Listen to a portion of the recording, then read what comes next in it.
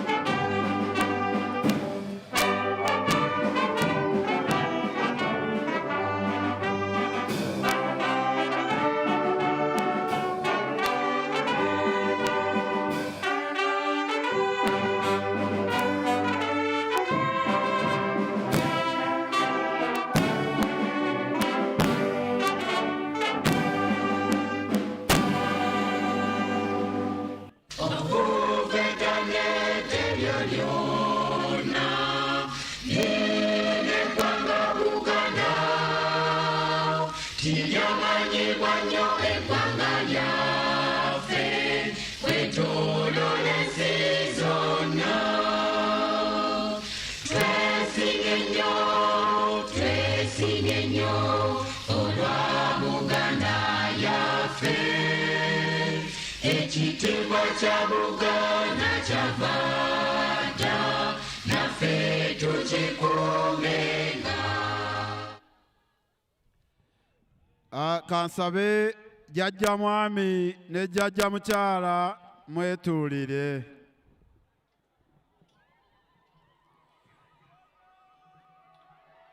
Tugenda kufuna essaala egenda okulembebwa chaplain wa wano wennyini we tuli ku Mubuzi, Musinyoli Semusu Lawrence, ku ludda olw'abannaffe abo Abakristiyaani.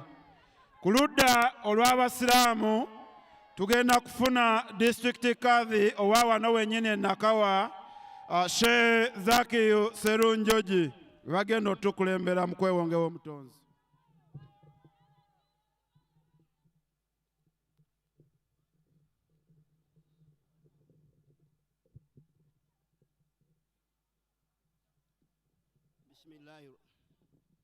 Bismillahir Rahmanir Rahim.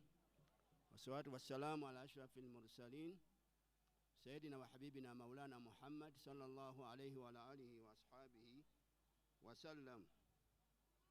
President waffe omulungi ne mama waffe nga bwe mwobeddaawo, amanya Serunjoji Zakiyu Burhan, District Kadhi wa Nakawa Muzimu District, Uganda Muslim Supreme Council, nga ndi muzukulu wa Sheikh Burhan wa Sheikh Swahib Semakula, mufti wa Uganda omubereberye. Okusaba kwaffe tugenda kujja mu Qur'ani essula ey'okusatu aya oba olunyiriri olw'ekikumi mu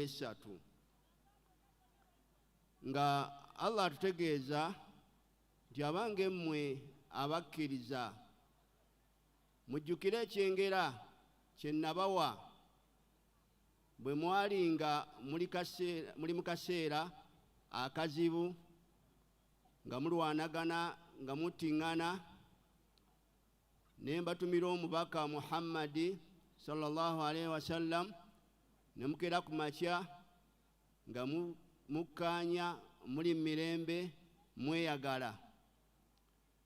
Ebigambo bino byali kwabo abaaliwo, naye naffe ebisigala bitukwatako. Nti bannayuganda tujjukire embeera gye twalimu ng'obukulembeze buno tebunnajja, tubeere nga twebaza, tuleme kuzannyisa ekyengera ekyo Allah kye yatuwa nga bannayuganda. Tusituleko ku mikono tusabe. Ayi Allah waffe, omutonzi waffe, gwe mirembe era gwe ow'emirembe. Tukusaba otuwa emirembe mu famire zaffe, mu mikwano gyaffe, mu bakulembeze baffe, mu ggwanga lyaffe ne mu bantu bonna. Tukusaba tubeere ab'emirembe mu bigambo bye twogera ne mu bikolwa ne mu mbeera zonna. Awatali mirembe, omutonzi waffe, tewali kiyinza kutambula. Tetusobola kusaala kugenda mu muzikiti nga tewali mirembe. Tetusobola okugenda mu kkanisa nga tewali mirembe. N'olwekyo emirembe y'ensibuko ya buli kirungi kyonna. N'olwekyo Mukama waffe, Allah waffe, tukusaba otubikula amaaso tulabe ebirungi abakulembeze baffe bakoze, pulezidenti waffe byakoze, eddembe ly'okusinza era kyeraga kyokka wano kyekisookerwako ku mikolo gyonna gy'akola. Okulwanyisa obwavu, okutereza ebyenjigiriza, ebyobulamu, emirembe, okulonda kwennyini kwe tugendamu okusitula embeera y'abakyala n'okubayamba mu saako zaabwe okwekulaakulanya, embeera y'abannaddiini n'okubayamba okwekulaakulanya. N'olwekyo tuteekeddwa okwebaza ebyengera bino, ate tusonyiwe ebyo ebitatambudde bulungi, kubanga naawe okeewuwo era naawe ebintu byonna tebituukiridde. Tusaba Allah, tukusaba omukulembeze waffe omuwe obulamu obulungi, omuwe amaanyi, omukuume asobole okubeera nga ayongera ku ebyo ebikolebbwa n'okubikuuma. Tukusaba tubeere nga embeera yonna eri mu nsi ze tuwulira ezitulinaanye ereme kujja mu Uganda. N'olwekyo ebyo byonna tubikusabye nga tumanyi ggwe olina obusobozi ku buli kintu kyonna. Tusaba Allah jalla waala obikule emitima gyaffe tutegeere nti okulonda 15 si kwe kusembayo era si kwe kusoose, eggwanga likyaliwo, byonna bye twogera bibeere nga bya mirembe, ne bye tukola byonna bibeere nga byongera kukaatiriza mirembe mu ggwanga lyaffe. Tusaba Allah 14 tujja kwongera okusabira pulezidenti insha Allah nga bannaddiini bamaseeka insha Allah, era ekyo pulezidenti akimanyi bulungi era yakikkiriza. Tubaagaliza ebiseera ebirungi. Assalamu alaikum wa rahmatullahi wa barakatuh. Bano bendi bwano nabo ono Sheikh Abdallah Lukumbi okuva mu African Muslim Community, ono ye Sheikh Ismail Semwanga, ono ya Adamu Walusimbi okuva mu Uganda Muslim Supreme Council. Bagaliza emirembe. Mu linnya lya Paatiri n'erya Mwana n'erya Mwoyo Mutuukirivu. Mukama Katonda kitaffe omulungi, tukwebaza eggwanga lino Uganda mu watussa. Tukwebaza n'obukulembeze bwe watuwa okuva ku mitendera gyonna. Wano ewaffe we tuli, Principal waffe Professor Moses Muhwezi, tukwebaza abakulembeze bonna. Ni ate olwaleero nga tuli wano tukwebaza olw'omukulembeze w'eggwanga lyaffe lino Uganda, His Excellency Yoweri Kaguta Museveni. Njagala okwegayirira nga nsibula mu bbaluwa eyasooka ey'Abakolinto omutwe gwe 12, omutwe okanyiryako 6 agamba ebirabo birimu enjawulo naye Mwoyo y'omu, engeri gye bikozesebwamu nayo njawulo naye nga Katonda y'omu, emirimu myawufu naye buli omu Omukama amukoleramu. Tulina ebirabo, abamu bafuna ekyokukkiriza, abalala ne bakola ebyewuunyo, kyokka nga Mwoyo y'omu. Newandibadde omubiri gulina ebitundu bingi naye omubiri guli gumu. Mukama Katonda kitaffe omulungi, tukwebaza obukulembeze buli bumu buva ewuwo Mukama Katonda waffe. Tukwebaza nti bugabanyizibwa ne ku balala, nga twebaza ni mutabani waffe Sewava, mukulembeze w'eggwanga yamuwa okubeera special envoy mu Buganda. Tukwebaza Mukama Katonda n'abalala abafuna okwawuzibwa ku bitone bino. Ne tusabira Mukama eggwanga lyaffe obukulembeze bwe watuwa bwongera okuleeta emirembe, bwongera okuleeta enkulaakulana, buli omu agabane ku ekyo ku bugagga bwa Uganda. Tusaba Mukama ne tusabira omukulembeze w'eggwanga naddala mu kaseera kano ak'okulonda, Mukama byonna bigende bulungi. Ekitiibwa kibe ekya Paatiri n'ekya Mwana n'ekya Mwoyo Mutuukirivu nga bwe kyaliwo olubereberye na kaakano na bulijjo emirembe n'emirembe. Amiina. N'omukisa gwa Katonda Paatiri ne Mwana ne Mwoyo Mutuukirivu gubakeko gusigale nammwe ennaku zonna. Ssebo Oweekitiibwa President, njagala okwanjula Reverend Alex Kamoga yakatwegattako kuva e Mukono naye kakati yatwala St. James. Ssebo Oweekitiibwa President, bakulembeze bannange bano mu ddiini basaba ekifaananyi naawe. Thank you.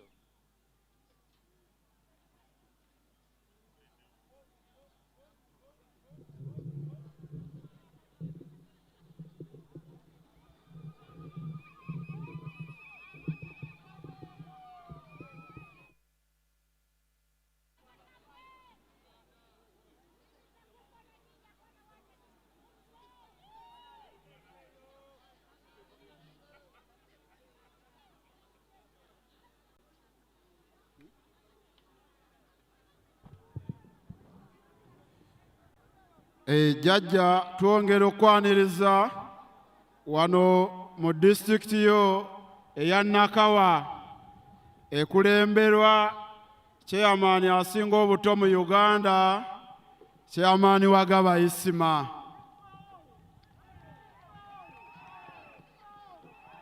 Jjajja erinnya lyange yenze Sesanga Abukisinde.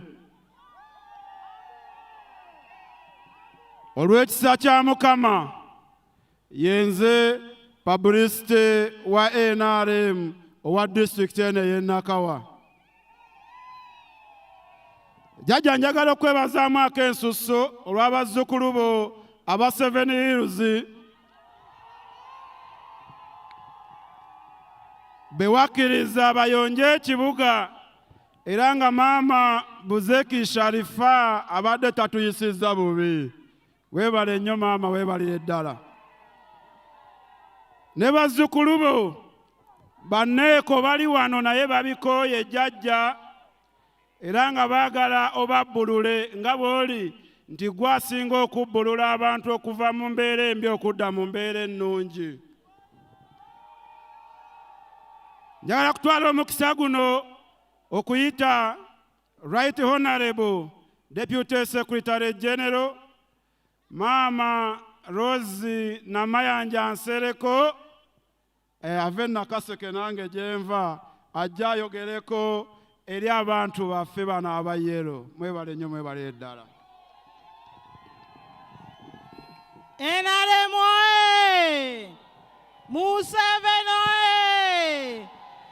Nakawa oye!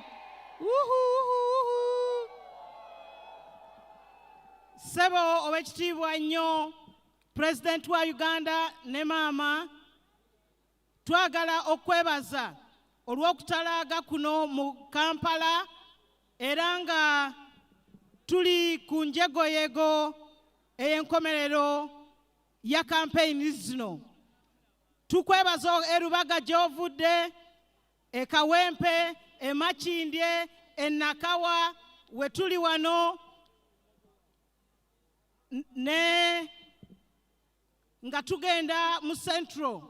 Tujja kubeera e Kololo ng'ennaku z'omwezi 13 nga tukomekkereza campaign zonna. N'olwekyo mwenna ab'e Nakawa muyitibwa tujje nga tuwunzika campaign zino. Mukama wange ekkiriza nkutegeeze nti omumyukawo asookera ddala Right Honorable Alhaji Moses Kigongo tuli naye wano ssebo. Tulina omumyuka owokubiri ate nga ye Speaker owa Parliament ya Uganda Right Honorable Anita Anet Among. Ssaabawandiisi ow'ekibiina kino gaggadde tuli naye Right Honorable Richard Todwong Awan. Tulina SEC member akulira abakyala bonna mu NRM Honorable Adrian Kobusinje era abakyala tubayita enkya tulina rale e Kololo nga yagenda okutukulemberamu. Tulina ba cabinet ministers mukama wange tulina Honorable Anita Evelyn, Minister wa Investments, tulinaye wano twagala okumwaniriza, ate era twaniriza n'ambasada waffe ettake Honorable Ambassador Tiperu Nusura, tubaniriza nnyo. Abakungu ba Secretariat abali wano, Honorable Dombo Lumala Emmanuel, ne Honorable Rosemary Nansubuga Seninde, tulina abo wano. Twagala okwaniriza National Coordinator owa PDM, Honorable Sozi Garabuzi, tulinaye wano. Tulina ababaka ba Parliament mukama wange betubadde nabo mu lutabaalo luno, Honorable Ibanda okuva Entoroko, Honorable Orono okuva Egogonyo, n'abalala bangi. Chairman owa PLU Mwami Toyota Nuwagira, naye tulinaye wano era tumwaniriza nnyo, ne Mr. Shadrack Nzaire Kaguta, naye tulinaye wano. Badek members abali wana abakulemberwa Mwami Wagaba ne tiimu yonna mukama wange webali, ne ba flag bearers bogenda okwasa bendera nabo webali wano olwaleero. Abanaddiini mukama wange omaze okubalaba, naye mu ngeri enjawulo twagala okwaniriza principal owa university eno, Makerere University Business School, Professor Muhwezi Moses, tulinaye wano. Tulina ne Professor Musa Moya, naye nga tuli wano. Ate abo be baleera speaker waffe nga lecturer mu university wano okumala emyaka 8. Twagala okwaniriza ssebo RDC ne Executive Director aba Kampala, naye ne ba Presidential Advisors, Honorable Hajat Sara Kanyike, tulinaye wano. Honorable Grace Kabayo, naye tulinaye wano. Twagala okwaniriza Honorable Mike Kenneth Sebalu, y'omu ku babadde bakola emirimu mu kukunga wamu ne Honorable Seninde mu kitundu kino ekya Kampala ne Wakiso. Twagala obeebaza omulimu ogwo. Mukama wange kkiriza era twebaza abavubuka ba Gen Z ababadde mu rallies zaffe zonna nga tuli nabo wano. Kiba kya nsonga ne tubaaniriza nga tukomekkereza campaign zino.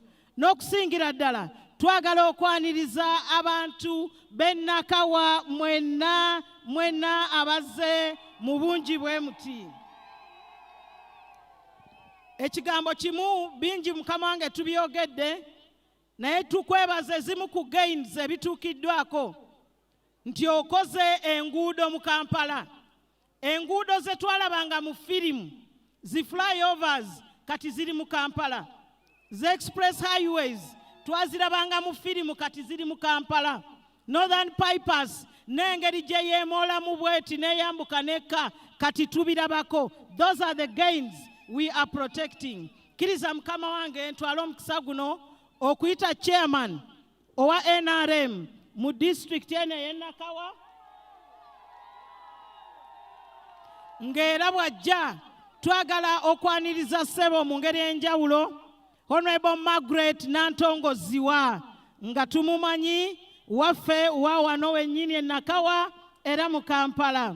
Kiriza nnyanirize ne chairman of the National Consultative Forum, Honorable Chiwanda Godfrey Subi, nga yatwala ebibiina byonna mu Uganda. Sebo Mwami Wagaba, ate ono mukama wange wesse muto e Bulemeezi.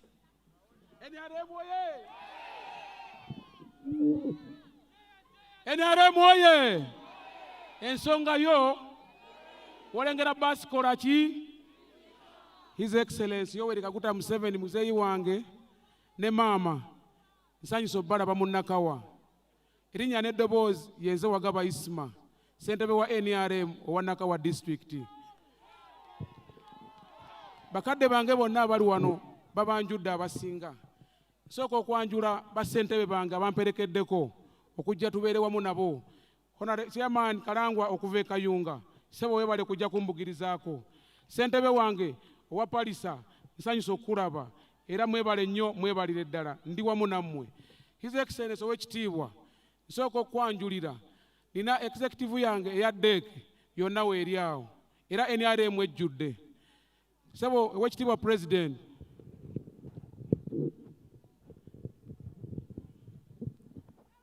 nsooka okuyozaayoza wonna w'oyise ndaba kitambudde bulungi, ensolo yo ku kizigo kweri. NRM bakalu mu bokisi kagenda kuba kangi. Beebale nnyo, beebalire ddala era batukoze bulungi.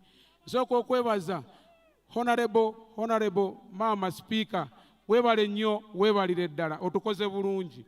Ensonga zonna azimala, mwebale nnyo, mwebalire ddala. Owekitiibwa President, nsooka okwanjulira ensonga zange ziri mu Nakawa n'obwetaavu buki bwe nnina na biki bye ntuuseeko. Nina emiruka 23 mu Nakawa. Nina ebyalo 225. Nina constituency 2. Nina Nakawa West ne Nakawa East. Nsooka okulaga muzeeyi abalonzi be nnina mu bungi bwa Nakawa. Nakawa yonna nina abalonzi mu Nakawa kamenyemenya mu gundi zonna nga bwe ziri mu constituency. Nakawa West muzeeyi nina abalonzi 17,235 be balonzi be nnina. Bwe nvaayo eyo nenzira mu Nakawa East nina abalonzi 15,484 abo bonna balonzi. Nkukakasa omulundi guno NRM Nakawa ekomyewo. Tubadde bamulekwa okumala emyaka 10 n'omulundi guno ensonga zaffe zonna zaateredde. Ensonga zibadde mu NRM nga twerumaaluma twakkaanya kati ebyo n'ebibaddewo tubireke tukolere NRM edde ku ntikko. Twakoye okwetuga nga bannakampala, tugenda kulonda bulungi omulundi guno. Owekitiibwa President, nsooka okwanjulira ku byenjigiriza bye nnina mu Nakawa, amasomero ge nnina. Nina amasomero ga primary 18 Nakawa yonna eyawamu. Bwe nga menyaamenyamu muzeeyi, bwe mbeera mu Nakawa East nina amasomero 8. Wali nembeera n'amalulu amasomero 10 mundi esigadde. Amasomero ga secondary agogo nina matono. Mu Nakawa East nina essomero limu erya secondary liri Luzira. Neetaaga okunnyongerako muzeeyi. Twafuna ettaka lyaffe awo wansi mu Mbuyatu, kesisa ekyapa weekiri. Tusaba otukwatireko twongere essomero eryo, abaana baffe basobole okusoma, ebintu bitambule bulungi. Bwe nvaayo eyo muzeeyi ne ŋŋenda mu Nakawa West nina amasomero 4. Waliwo Kyambogo College liri bulungi era litukola bulungi. Nembeera ne Kalina 2 SS gali awo, liri awo. Nabisuusa Girls weeriri muzeeyi. Amasomero ago gatukoze bulungi. Naye twetaaga okwongerako muzeeyi ku secondary. Bwe tunaayongerako kijja kuba kitukolera. At least tufuneyo ka seed school tubeere nga tufuna we tuziteeka. Muzeeyi nkutwala ku PDM. Ensonga ya PDM muzeeyi nga bannakampala tulina abantu bangi era ffe tusinga okuba n'ennamba ennene. PDM tugyebaza ina kyekozeeko. Ne tukusaba batwongereko ku nnamba. Osobola ogyogera mu bantu wano ne bagamba tetugiraba. Naye lwakuba abantu bangi era tusobodde okuba nga bagezaako okufuna buli muluka abantu 305 ne bafuna PDM. Ne bwe bayimiriza mu bantu abangi okugeza nga mu Mutungo tulina abalonzi 5,000 n'obubuza abantu abo 305 bajja gamba tetunnamufuna. Naye ng'ekyamazima weeziri zizze ne lwakuba abantu bangi tusaba twongereko. Watugambye twongerako muzeeyi tusobole okufuna milioni 3. Naye bw'otwongera ne bibeera milioni 5 Kampala kijja kuba kikola ekyenjawulo. Tukusaba muzeeyi era nga bw'okimanyi gwe muntu alumirira omuntu wa wansi, muzeeyi kikole ensi etambule. Tugenda kuwa ababaka ba Parliament, nkukakasa ababaka 2 tubaleeta. Honorable Fred Ruin, Anderson Bulola, Nakawa mbaleeta. Bafulaga beera ba NRM bonna ngenda bakuleetera. Muzeeyi gwo n'omanya nze kyange kankikole. Muzeeyi ngeze ku malwaliro. Ebyamalwaliro ekituufu amalwaliro tugalina. Naye twetaagamuko amalwaliro tugalinyise ku mutendera. Bwe tunakoma okwongera ku mutendera tugateekako nga kiswa. Tujja kuba tugijje ku mutendera gwa Health Center 4 bwegenda ku 5 tufuna abasawo baba bangiko ne baddokita. Tukusaba at least muzeeyi erinyisibwemu. Ekyo nakyo muzeeyi mmanye ebyobulamu kyova olaba abantu batugamba mu malwaliro teriyo ddagala. Libeerayo lwakuba tulina abantu bangi ensonga za Kampala. Muzeeyi bwe nvaawo manye obudde butono naye ngenda kuyita mu bufunze tutambule nga bwe bino tutambula. Nakawa tulina enguudo ezikoleddwa, tulina kilomita 316.4, tulinako ezikoleddwa eza kolansi, tulina kilomita 204 ze zimaze ofuna kolansi, naye ng'endala zonna baziyisizaamu era ziri bubi nnyo. Muzeeyi, tukusaba wonna madamu wa Jennifer KCC, madamu Idi, bamwongere ka budget, amakubo gaffe gabeere nga gakolebwa kitambule bulungi. Ekyamazima watukola bulungi, executive director gwe watuwa mulamwa, atambula nawuliza omuntu wa wansi, era tubeera naye wansi, si muntu wa ofiisi, tuba naye wansi. Weebale nnyo, weebalire ddala, tuwa executive director omulungi ng'oyo. Muzeeyi, n'ensonga endala, ensonga z'emyoga baatukola bulungi era weebale kubanga otulowooleza. Emyoga gino gikoze bulungi mu Nakawa, waliwo enjawulo. Tubadde ne sako 6, abantu bonna abasinga bafunye ssente. Mu Nakawa tuli bulungi, at least ko tusaba busabi batwongereko muzeeyi.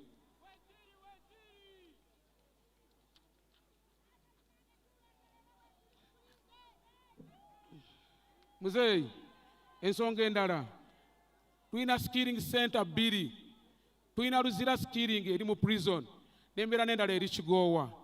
Bukya twatandika kusikiringa baganda baffe bato baffe mu 2018, ey'Ekigoowa yafuna abaana 876, abo bonna mu 2018. Ne tugenda eya Luzira nefuna 657 mu 2018. Weebale muzeeyi, kuba bato baffe bonna bafuna okubanga bafuna emirimu gy'omu mutwe. Ne tugenda mu 2019 muzeeyi, era Luzira ne tufuna abaana 955 abasikiringibwa. Ne tugenda Ekigoowa twafuna 795 bonna basikiringibwa. Muzeeyi, tusiima abavubuka baffe tunatambula bwe tutyo bajja kufuna emirimu egy'omu mutwe. Bwe tugenda mu 2000 muzeeyi, nendowooza wano wonna bitambula bulungi, bwe naagera wonna bijja kukuluyisa nnyo, kuba ebyokwogera olinako bingi muzeeyi. Kanfunze wano ne muzeeyi mu 2025 Luzira wano prison skilling center tulina abaana 584 abasikiringiddwa. Kigoowa tulina abaana 465 bonna bakoze mu skilling center. Muzeeyi, skilling etukoze bulungi, abantu baffe bali bulungi, tulina kye twongeddeko. Biki bye twogerako mu programu eno nga twagala muzeeyi afune akalulu ne NRM, bye bye tulina okwogerako, era abantu baffe balina enjawulo.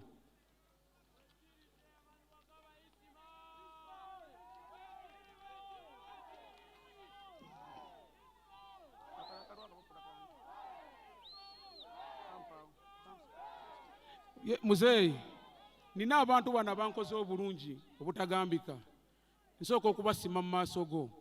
Ekyamazima, nina abantu be wateeka mu maofiisi nga banjawulo. Bwe baana babakola bwe bati bajja kuba batukozenga bulungi. Mukadde waffe wa URA awulisiganya ne community yaffe, era bw'ogendayo atwanguyira era atuyambyengako mu bintu eby'enjawulo. Bwe nvaawo nina muganda waffe muzeeyi waffe wa Quality Chemical atukoze bulungi, amanyi omuntu w'ekyalo wennyini, eyo enkola yonna atukola bulungi. Nina mukadde waffe wano Professor wa university eno yennyini, mulungi nnyo Moses, kyatukoze muweezi, muntu mulungi nnyo. Buli tuba tulina wano kyonna tugamba mbeetaaga mujje mukolere wano, tatusasuza agamukole emirimu gyammwe gitambule bulungi. Sebo weebale nnyo, weebalire ddala. Muzeeyi, nina abantu bo wano, nina basentebe bange aba NRM abafunye accidenti amagulu bagatemyeko. Ntandika ne muzeeyi wange muzeeyi Kimote w'Ebukoto 1, oyo chairman wa NRM, emyaka givuja yayingira mu bukulembeze naawe muli mwenna, ali ku ndiri.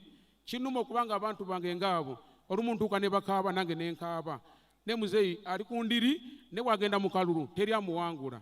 Taata nja kusaba abantu bange abo, at least nina muzeeyi wakko Patrick wa Naggulu amaaso gaafa, ne waliwo eddagala lye agula. Tusaba at least muzeeyi onkwatireko ku basentebe bange abo nsobole okubayamba. Nina muzeeyi wange ow'Embuya 1 okugulu bakutemyeko, ali mu nnyumba olwaleero. Ekyamazima ali awo wansi era nakati asooka okuba atuwulira. Oyo muzeeyi wange, bwe tunaakwata ku bantu abo, nina muzeeyi wange waliko obulemu alina gluko oxygen, embeera si nnungi. ne bantuukirira ne baŋŋamba yi ssentebe olumu mbisobole mu ebigaana sabanga ssentebe w'ekibiina nawe ojja kunkwatirako taata mmanyi ojja kunnyambako bassentebe bange abo mbakwatirengako neme kubanga mbonaabona nabo baleme kukaaba nnyo bw'onooba osiimye taata neeyanza nnyo neeyanzeege taata nina ensonga ye naggulu Nakawa ettaka era ndi eyo abantu abaliko abantu bo baavaako naye essaawa zino bali bagambye babasasule naye taata mbadde nsaba olagire mu bwangu babasasule naggulu Nakawa quarters ettaka eryo bamanyi abantu abaavaako tusaba bakwateko babasasule yadde kasente akanaabaawo basobole okweyamba bwe baava enaggulu badduka ne badda ekasokoso era ne bagwa mu kizibu kyekimu baabamenya nendi munnaku nabo nendi nabo nensaba taata onkwatireko ensonga ya naggulu ne Nakawa onooba onkoze bulungi taata nsooka okusiima abantu bano wammanga mutabani waffe muganda waffe success moto njagala ayimirireko taata omulengere mutabani wo alina bondi awo ku luguudo lwa Jinja Road nze nkoze bulungi mu Nakawa neeyagala era omuntu ng'oyo bwe simusiima mu maaso go naamusiimirawa abantu basiima agenze naye oyo at least tumusiime ng'akyali wamu naawe nsaba ekifaananyi naye batukubeko ekifaananyi naye at least kibeere ekijjukizo kyaffe neeyanza nnyo muzeeyi neeyanzeege muzeeyi nina abantu abaleese ebirabo nina n'abakyala muzeeyi ab'abasirikale abalwanyi weebali wano mbadde nabo ebbanga lyonna mbasanze banoonya akalulu maama naawe bamanyi nsaba tukkirize tubasiima abakyala abo ab'abasirikale tutambule nabo bankoze bulungi batambula banyiikiza enjiri ya NRM beebale nnyo beebalire ddala Weekitiibwa President manyi akadde kazibu nnyo naye nange ke kadde kenkufunyiyeemu tunyumyemu naye ngenda kufunza nina abalina ebirabo abatukoledde ebirabo nina ekirabo eky'abavubuka bange wa Nakawa nsaba muzeeyi bakikuwe tufunemu ekifaananyi nabo bajja kuba bankoze bulungi success moto yasiimye nakuwe award mu bulamu nga tukyali balamu tusimanyi abantu abagenze nono basazeewo bakusiime ng'okyali mulamu era tusaba taata ekifaananyi ekyo nensaba baganda waliwo batabani bange abakoze entebe ab'ebbanda watambulako n'obawako ku kasente wabasanga ku kkubo balina ekifaananyi tusaba entebe bagikuwadde tusaba bajje babakuba ekifaananyi nabo wano nina mutabani wo wa Kiswa yawa madamu Queen entebe naye yakoze entebe tusaba muzeeyi receiving ebintu ebyo bakubeko ekifaananyi nabo onaaba onkoze bulungi muzeeyi n'ekirala nsaba ddeeke yange babaweemu ekifaananyi naawe si kibi tubeere n'ekijjukizo ekirungi abavubuka bange aba Nakawa bali 12 babankubira ekifaananyi ng'oli naawe taata nsaba busabi siyinza kulagira ayisabo obudde maliriza Oweekitiibwa President neeyanziza nnyo neeyanzeege naye nina ensonga yeeruzira wali ku nnyanja abavubuka bange bali ku mwalo awo njagala okunkwatirako muzeeyi amaato gaabwe bagamba gakaddiye tusaba tubagulire ku bwato nga 5 bonna mmanyi muzeeyi obisobola weebale nnyo weebale ddala muzeeyi nja kusaba ekifaananyi nga ndi naawe nina ebirala bye njagala okunnyonnyolamu ompeyo ne ku kadde nabye nja okunyumizaamu tunyumyemu ng'ensonga za Nakawa bwe tunaazikuwasaganya weebale nnyo muzeeyi weebalire ddala NRM oye Nakawa oye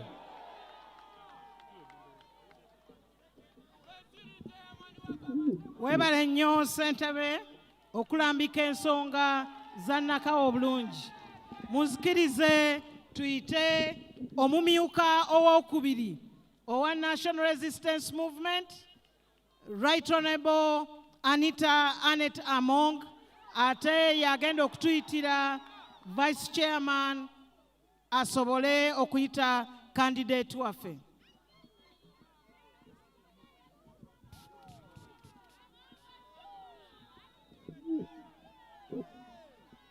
NRM oye! NRM oye! If you love President Museveni, raise your flags. Kati mwenna abaagala President Museveni muwanike waggulu flaga zonna.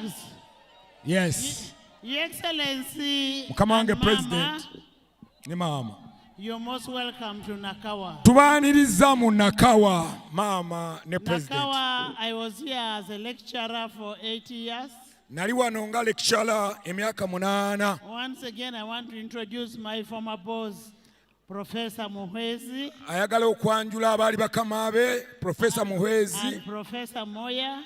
ne Professor Mboya. I will also request that after you will take a picture with them. Naye asaba President owekubiseeko Your ekifaananyi Excellency, I want n'abakulu to bano. thank you for the pledge to have a district hospital Ayagala in all the kwebaza divisions. olw'okusuubiza okuteeka eddwaliro lya disitulikiti e Nakawa In all the divisions. mu divisioni zonna eza Kampala. In Nakawa, you have promised to put a district hospital in Kiswa. Wakkiriza okuteeka eddwaliro erya disitulikiti eriri ku mutendera ogwo ekiswa. In Central, you've promised to put a district hospital in Kisenyi. Era n'okkiriza mu Central Division okuteeka eddwaliro mu Kisenyi eriri ku mutendera gwa In disitulikiti. Kawempe, you promised to put in Kamomboga. Era e Kawempe n'okkiriza eddwaliro lino lisimbibwe e Komamboga. And in Rubaga, the hospital will be in Kawala. Era wano e Nakawa Rubaga eddwaliro lino lijja kuzimbibwa e Kawaala. And then in Makindye, we shall have it in Kisugu.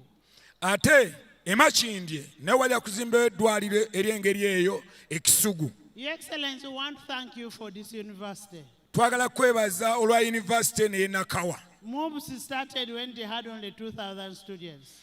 Moves eno yatandika nga balina abaana 2,000 bokka. It has 25,000 students. Kati erina abaana 2,200. It started when you were giving 2 billion shillings.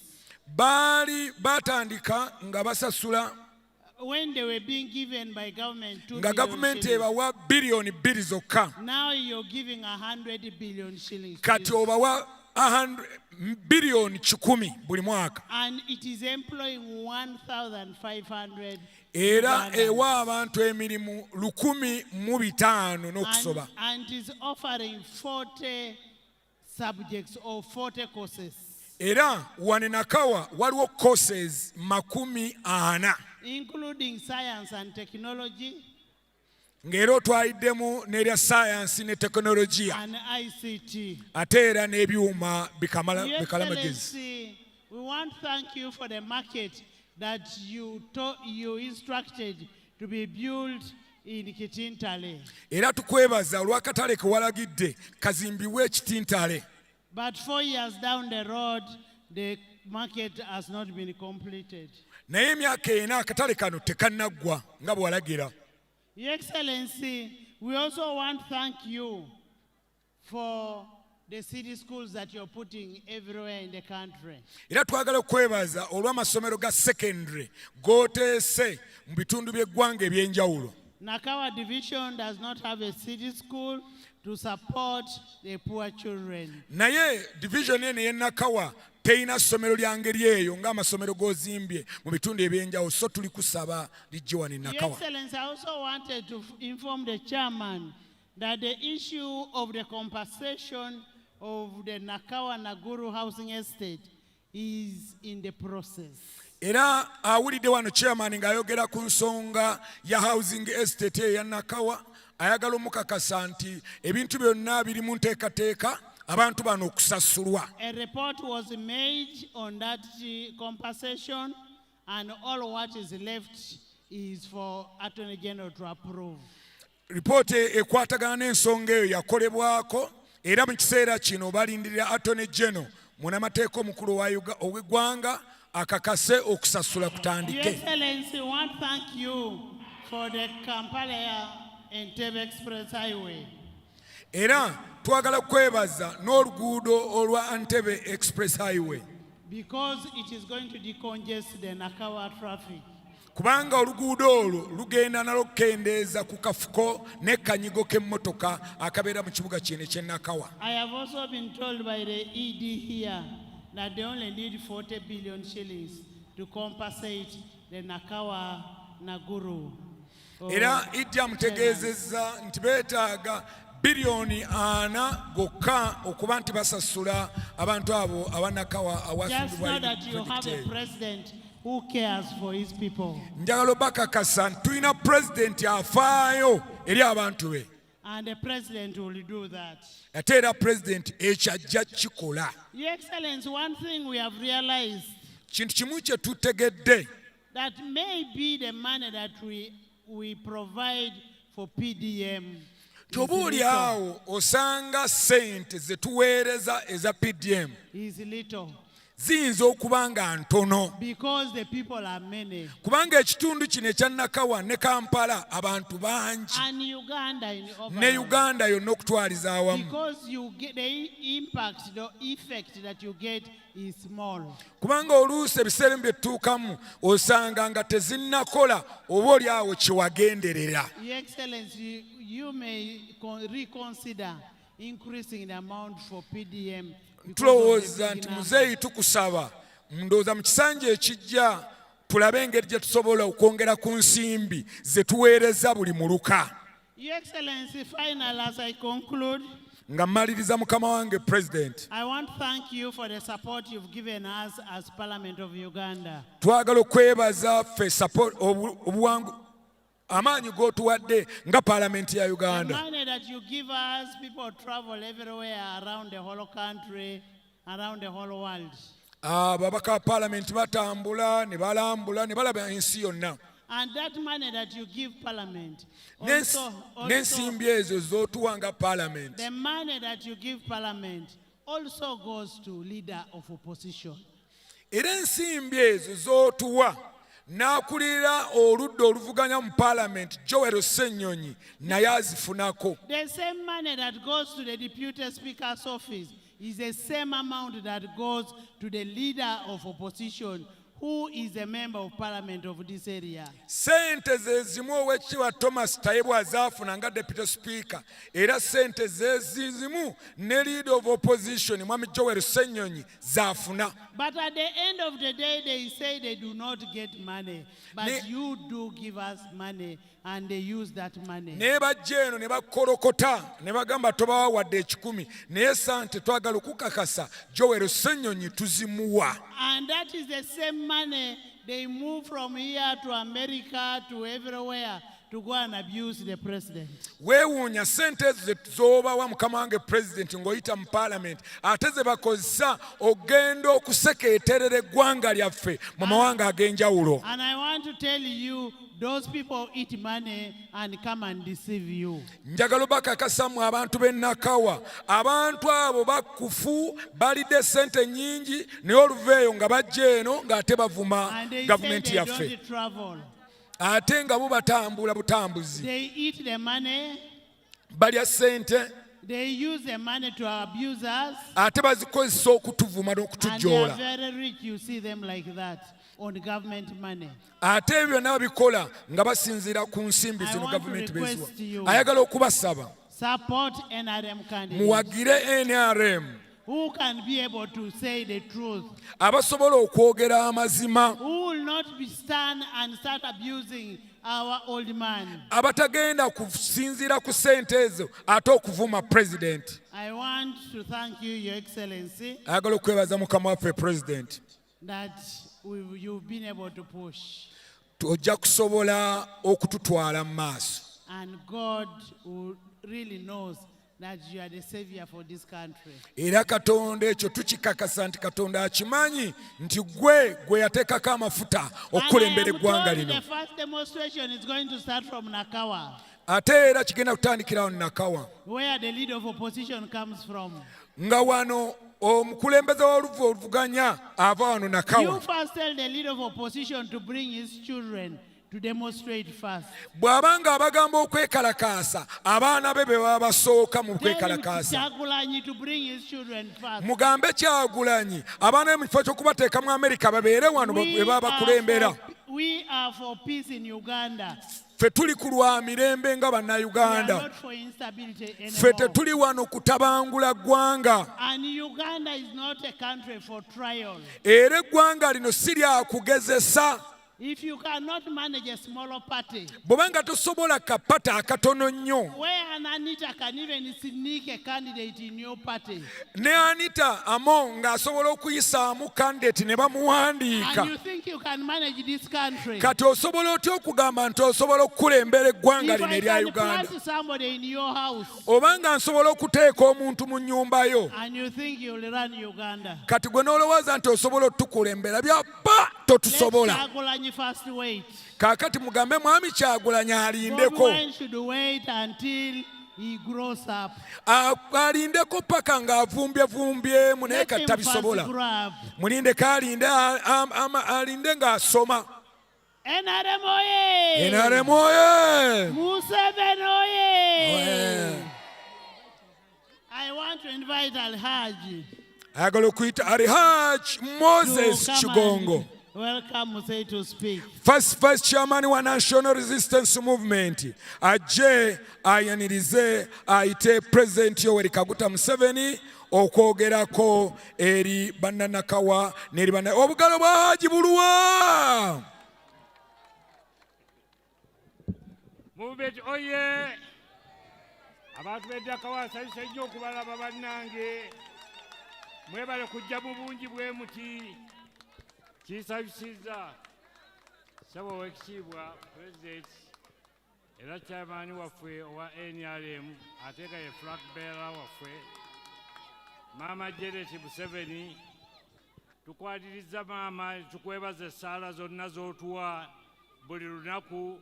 Kitusanyusa era kituzzaamu amaanyi. Abantu b'Nakawa njagala okubabuulira nti movement tuli wano aba movement kusaba kalulu okuva mu mmwe bannaffe aba movement. Munaakatuwa bannange? Akalulu munaakawa movement? Mbasaba gambeegayirira buli omu anoye abantu nga 5 oba 10 banaakulembera agende akuba akalulu ng'akawa chairman waffe nga mutiikinga bus ne ba flag bearers baffe bonna mutiikinge bus. Abantu 3 mwebatajja ekyo ndo kijja kutusanyusa.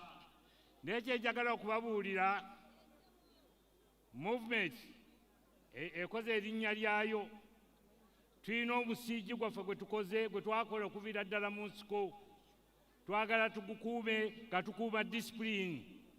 Omuntu ayeeyisa obubi n'ayagala okwonoona erinnya lyaffe oyo ajja kututtira obululu era timukkiriza kubeegattamu. Mukimanye nti okulonda twagala tuwangule nga tuwangulira ddala olulungi nga tiwaliwo atwekwasa. Muleka tubawangule bulungi aleme na kwekwasa kintu kirala kyonna. Okukola ekyo tulina okwegatta ne tubeera bumu. Mu kunoonya akalulu mukozesa olulimi olulungi. Mupaswedinga abantu batwegatteko naye nga timukozesa bigambo bityoboola oba ebivuma. Mubeere bantu balungi nga tuli wamu. Mu NRM tetupapa. Tiwaliwo kupapa. Kubanga ffe tumanyi obuwanguzi buli eri ffe. Si bwe kiri bannaye? N'olwekyo timupapa. Ebintu muleka tubikwata empola. Ebyokulonda nga 15 bijja kuggwa. Naye abantu tujja kusigalawo wano tweyise bulungi twagalane.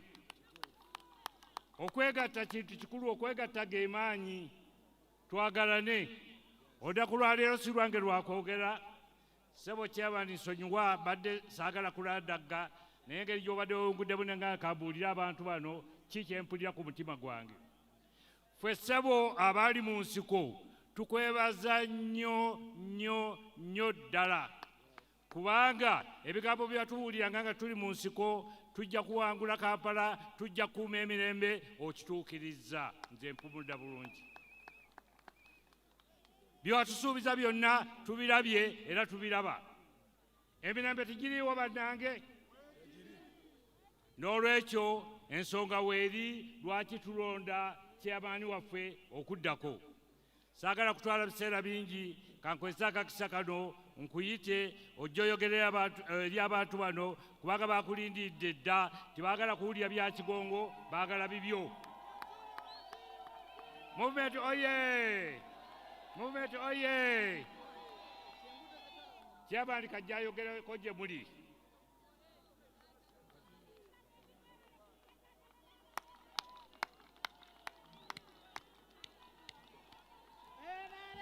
Oye! Oye! Nakawa juu! Tajagenda, tajagenda! Tajagenda, tewali nsonga!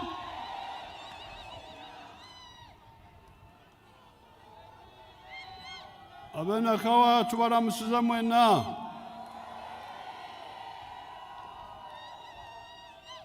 Vice Chairperson wa NRM Kigongo, Vice Chairperson wokubiri Right Honorable Anita Mong, Vice Chairperson wa Kampala Salim Uhuru, Secretary General, abakulembeze abalala bonna namwe mwenna abanakawa tubalamusiza. Kansabe maama asooke ababuuzeeko oluvannyuma nange njogere byange.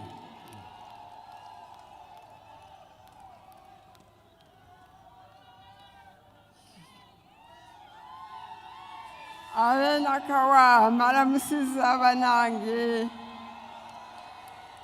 muli bulungi mukuliko omwaka ate tubaagaliza guno gubabeere ogw'emirembe n'eddembe mu Nakawa and Uganda at large. Thank you for coming in such big numbers and making sure that you are here in person.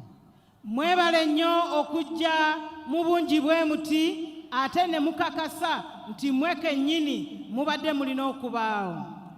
But what I always remind us all ekintu maama kyatujjukiza bulijjo ffenna is just that attending the rally is not enough. Kubategeeza nti okujja okubeerawo mu rally tekimala. We must know that we all have a duty to remember that your vote is important. It is your personal brick that you put on the building of Uganda. Tulina okumanya nti okulonda kya mugaso nnyo, akaluluko ka mugaso, era oba otadde ettoffaali ku Uganda. My prayer in this season is that our youth must be a blessing to our country, by this time resisting bad and evil plans of the enemy of doing anything that fights the peace that NRM shed blood for. Tulina okusaba kwa maama kwe kulaba nti abavubuka baffe babeera omukisa gye tuli nga baleme okwettanira abo oba nga balwanyisa abo abaagala okutaataaganya emirembe mu Uganda. And our country is blessed with a big population of youth in our country. Eggwanga lyaffe Katonda aliwadde omukisa ogw'abavubuka abangi. Therefore, remember, n'olwekyo mujjukire that your generation must take the responsibility of protecting the peace, the unity, the stability that your parents' generation fought for and some died for. n'olwekyo omugigi gwammwe gulina okutwala obuvunaanyizibwa okulaba nga mukuuma obumu emirembe omugigi guno oguliko bye gwalwanirira ate ne gubireeta. Therefore, remember, the 15th of Jan 2026, your n'olwekyo vote, mujjukire nga 15 omwezi guno mu 2026 ono, your vote is your personal brick that you put on the House of Uganda. Vote for the president. Vote for the NRM flag bearers so that NRM can continue to lead this country to ensure that God will fulfill his divine purpose for Uganda. jjukira nti akaluluko ly'ettofaali ly'oggwe kennyini ly'oba otadde ku nnyumba eno eya Uganda okusobozesa Katonda okutuukiriza omulimu gwe ku Uganda eno. NRM oye! Oye! Museveni oye! Oye! Nakawa oye! Oye! Uganda oye! Oye! God bless you all. Mukama mwenna abawe omukisa.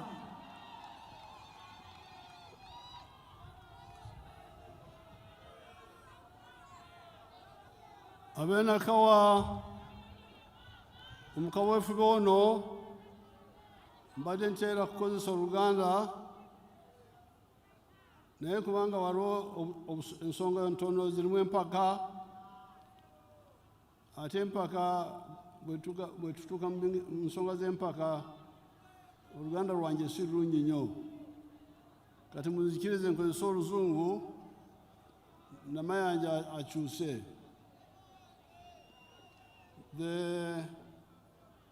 In the manifesto of 2026-2031, mu manifesto eya 2026 okutuuka 2031 we have put before you the 7 bricks or contributions that NRM has made to Uganda in the last 40 years. mu manifesto eyo tutaddemu amatofaali 7 NRM getadde ku Uganda. But today here I will talk about 2. Naye wano President agenda kwogerako ku 2 gokka.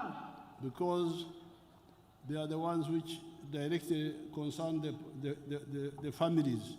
Kubanga 2 ago ge gakwata butereevu ku famire zaffe. And these are number 3, which is wealth, and number 4, which is jobs.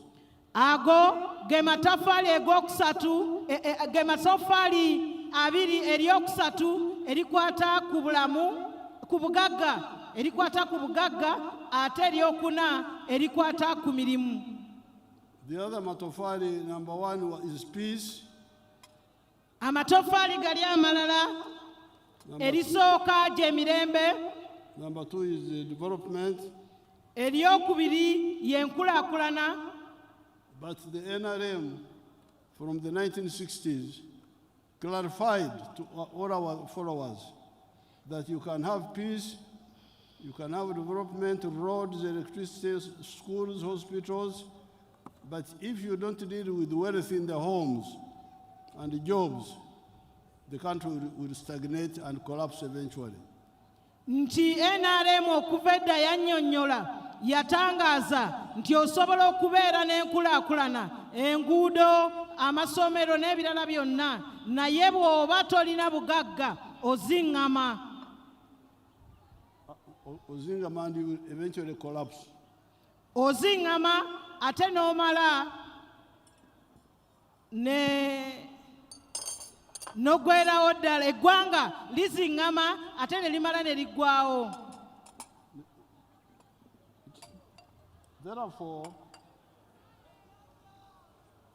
Therefore, we are always very clear about the issue of wealth. And when we came into government, we pushed forward that message.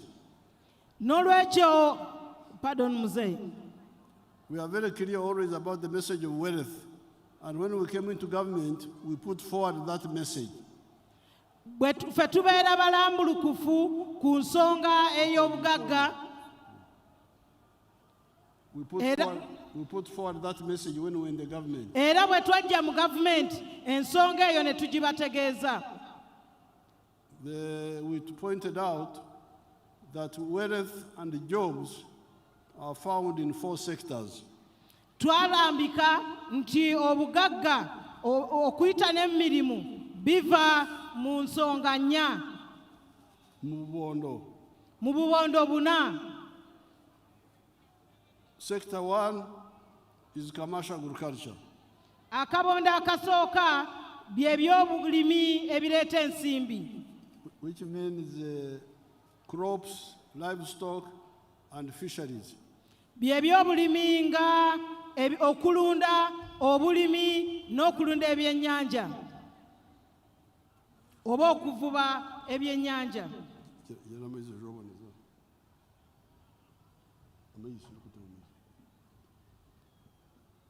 That is sector 1. Ako ke kabondo akasooka. If you engage in commercial agriculture, you will create wealth and also create jobs. Nti bwe weenyigira mu bulimi obweleeta ensimbi oba otondawo obugagga ate era n'emirimu. The wealth is yours, but it creates jobs for other people.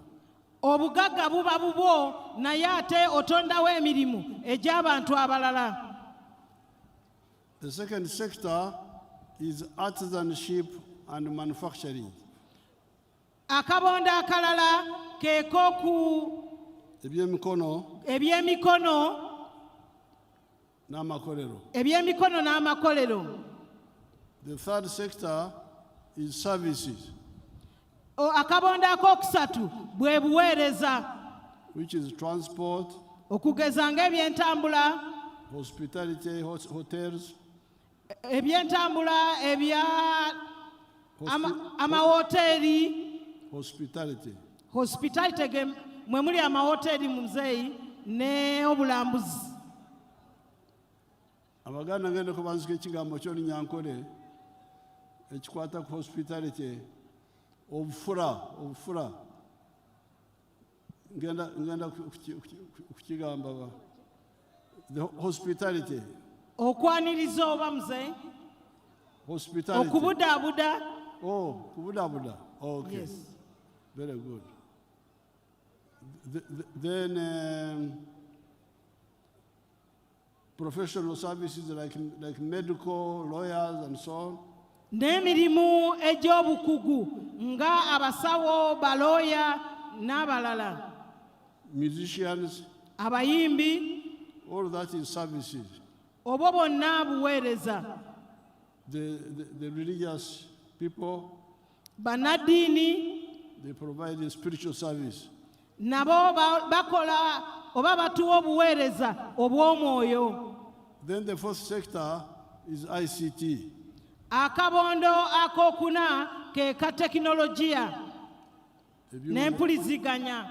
Ebyuma bya kalimagezi. Ebyuma ebya kalimagezi. Now, I will show you here on the screen examples of each. Muzeeyi agenda tulagako wano firimu ebyokulabirako. In the manifesto of 1996, mu manifesto ya 1996, I made a calculation and I presented it to the NRM people and they accepted it, that for agriculture on a smaller scale, you had 7 activities you could do. Muzeeyi mu 1996 yakola ekibalo n'akiraga abantu b'NRM nti bw'obanga ogenda kufuna ku mutendera ogutandikirwako oba omutono mu by'obulimi waliwo ebintu 7 by'osobola okwenyigiramu. And I used the example of 4 acres. I was assuming a home has got 4 acres. Yakozesa ekyokulabirako ekyayiika ennyo ng'ateeberezza nti amaka gasobola okuba ne yiika 4. 1 acre you put coffee.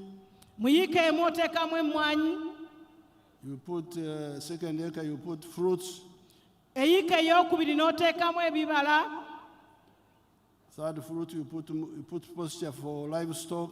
Eyokusatu n'oteekamu omuddo ogw'ebisolo ebirundibwa. Fourth acre, you do crops for home consumption.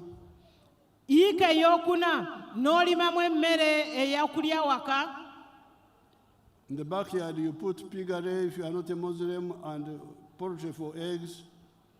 Emabega eno n'osobola okuteekayo oba emmanju n'oteekayo embizzi nga toli musiraamu oba museveniside n'enkoko. And in the wetland, the wetlands, you put fish farming. Bw'obeera n'ekisenyi osobola okuteekawo oba okulundirawo ebyennyanja. Now, you here in the town, in the center of the town, you may not be able to do some of those, but in the periphery, you can do some of them. Mwe wano mu kibuga wakati ebyo biyinza obutasoboka, naye ku njegoyego y'ekibuga ebimu ku ebyo musobola obikola.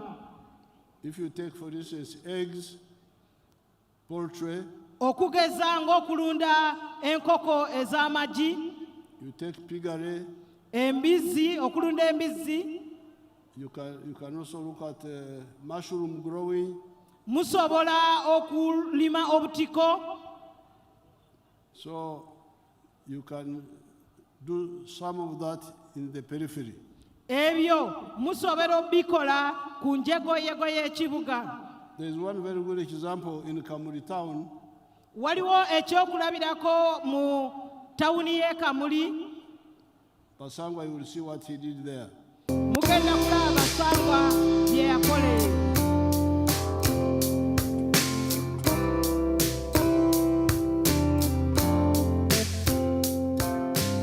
Nze Basangwa Johnson, Managing Director wa Jeka Poultry Farm.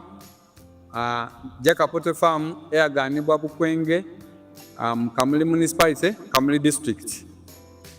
Mu 2007 twatandika obulunzi nga tutandikira mu Kamuli Town Council by then.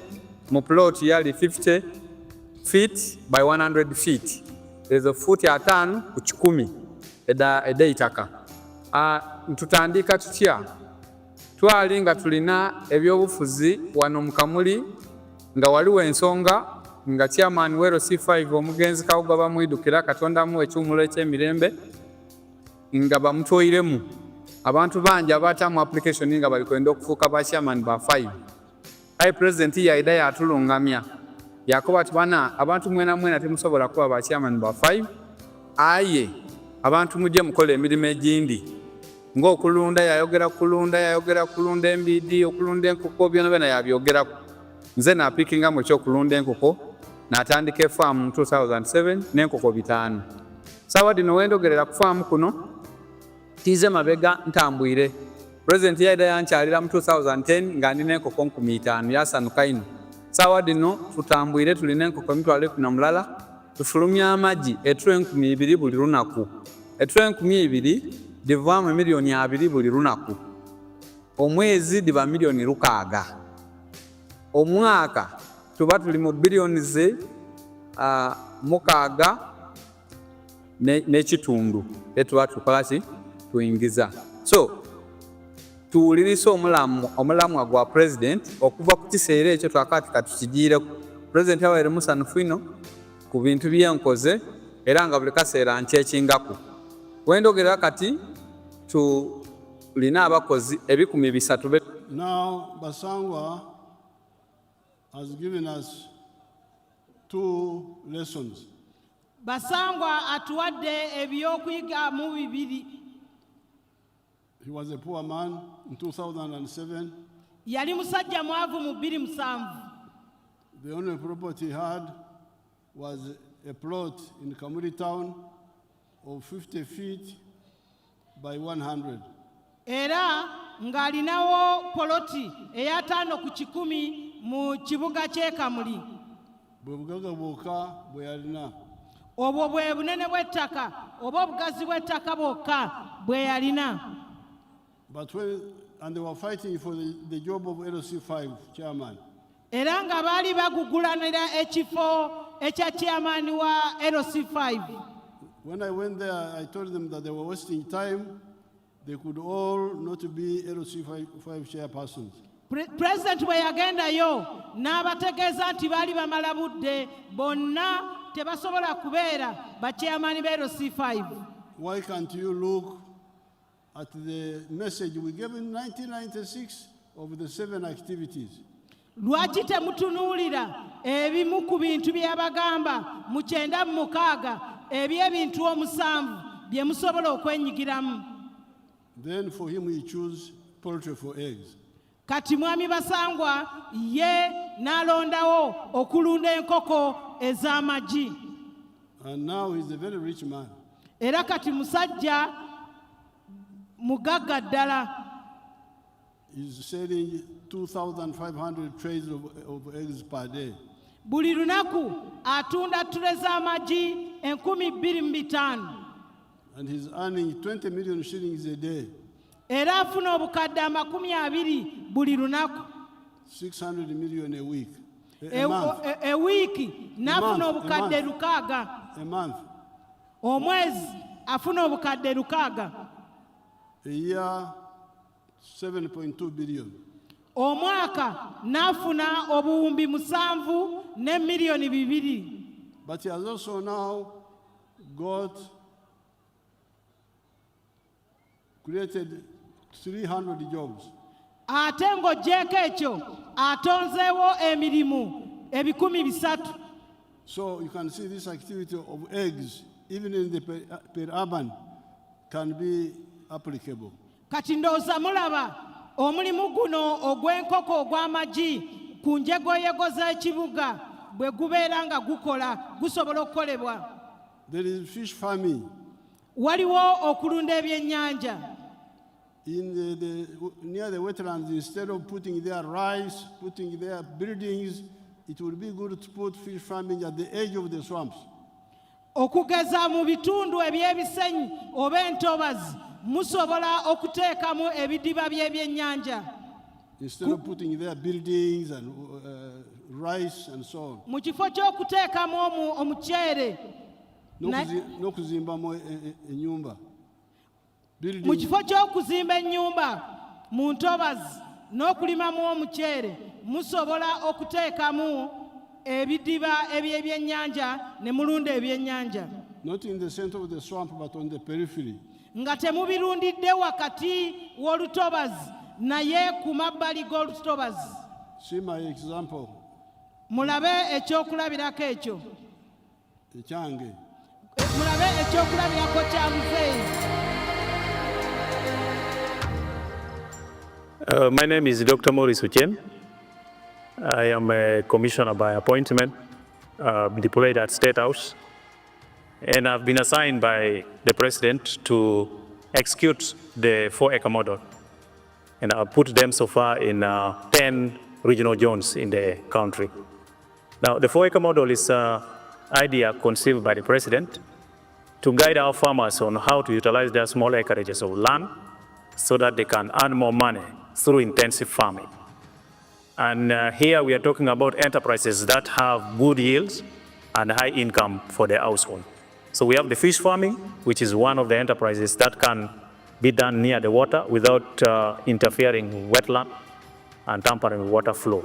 Then we have the zero grazing unit. On the other side, we have the coffee, we have the banana, and also a household needs food crops as 1 acre plus fruits. So this idea of the 4-acre model is to support income for the household. And as I will go into the small mathematics, you will know that it's capable of pulling somebody out of poverty. Now, specifically on the fish pond, here is about 20 by 50 meter pond, 1,000 meters squared. After finishing the excavation, we stock 10,000 fish. We feed it for about 8 to 9 months. In the north, which is warmer, the fish grow faster. And in the west, which is a little cold, you add 1 more month to reach the same grams. So by that time, the fish will be about 800 grams to 1.5 kilograms. In the market, the fish which is 1 kilograms or 800 grams here cost about 10,000 shillings. So having stock here 10,000 fish, by 10,000, somebody will get 100 million in 1 year. And then when you subtract other cost of managing, which is roughly 30 million, somebody can be able to save 70 million on this fish pond.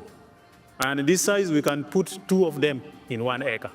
So meaning in this particular acre, somebody should be able to get around 140 million shillings.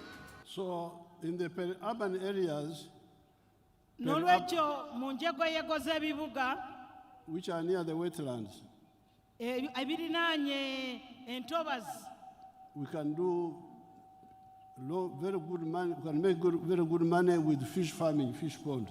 musobola okufunira ddala ssente ezeegasa okuyita mu kulunda ebyennyanja. You have heard from 1 acre, my people get profit net 140 million shillings a year in 1 acre.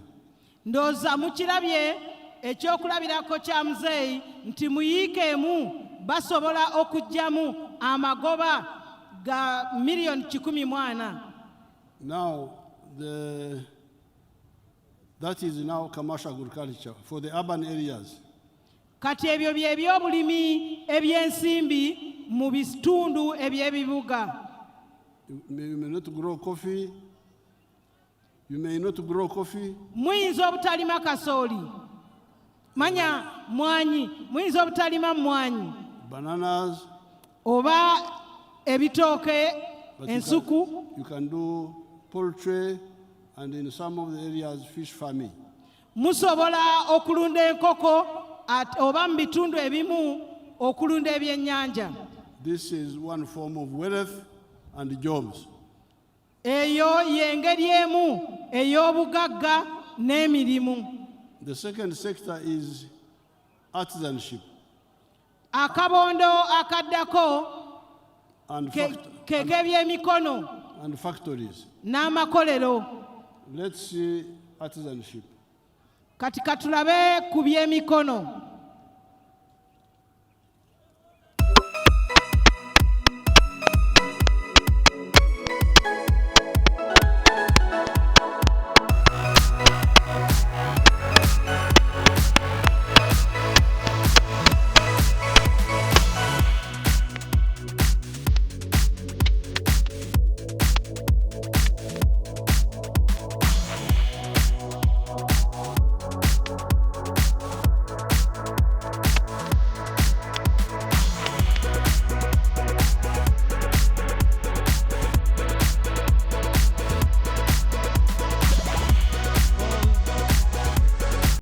Carpenters, furniture makers who used to be at Zambia.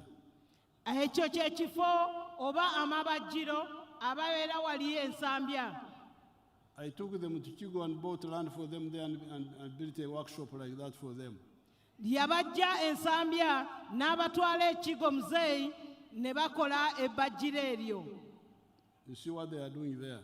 Ndowooza kati mulaba bye bakola. That type of furniture, we were importing it from outside. Ebyo bye bakola ebiva mu bbajjiro byavanga bweru. Dubai, India, and so on. Okugeza Dubai n'ensi endala. There are other examples like the ones in Kagoma. Waliwo amabajjiro amalala.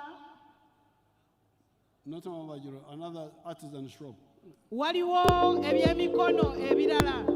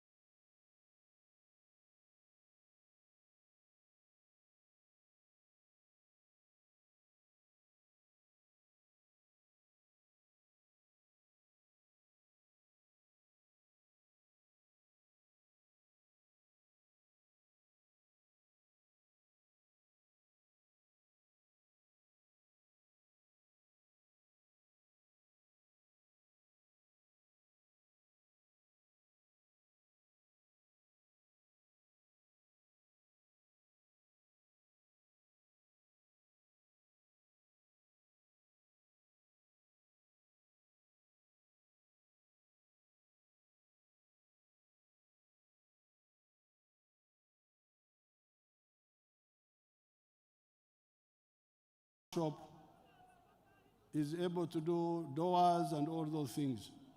Kakati we bookera ebyuma oba workshop eyo gye mulabye we bookera ebyuma basobola okukola enzigi n'ebintu ebirala bingi. Even here in Chireka, I supported some groups. I don't know whether they were captured here. I supported some groups in Chireka. Nawana ekireka era waliwo abookya ebyuma oba abaweesi. Or carpenter, I don't remember, but there were those groups there. Oba baali babajjira naye waliwo group ze yayambako awo. So here you can create wealth and jobs through artisanship. Wano osobola okufuna obugagga n'otondawo emirimu okuyita mu mirimu egy'emikono. Then there is manufacturing. Kati waliwo amakolero. By big investors from outside and from inside. Amakolero nga tufuna abantu abava ebweru oba wano mu ggwanga. Bamusiga nsimbi. Let's see the factories. Kati katulabe ku makolero. Now that big town you see is near Mbale. Ekibuga ekyo kye mulaba kirinaanye Mbale. It's a new town. Kibuga kipya. It was not there. Tekyaliwo. It has got 75 factories there. Mulimu factory 75. Let's enter one of them and see. Katuyingireko mwemu kuzo. See the young people working there. Ndoza mulaba abavubuka abakola emirimu eyo. The numbers. Mubalaba obungi. So here you are talking about wealth and jobs. Yensonga lwaki tuba twogera ku bugagga ate n'emirimu. Let's go to Namambe, near here, part of Nakawa. Katugendeko wano Kinyana Mpindi Namambe. Is it Nakawa or Wakiso? Wakiso mzee. See. Ndoza mulaba. That area was a forest. Ekitundu ekyo kyali kibira. And that's why they were throwing dead bodies. Ekibira ekyo baakasukangamu mirambo. But now see. Kati ndoza mulaba. Somebody yesterday told me that when you go to the supermarket today, Muzeeyi agambye nti waliwo eyamugambye ejjo nti olwaleero bw'ogenda mu supermarket. You find that 65% of the products are made here.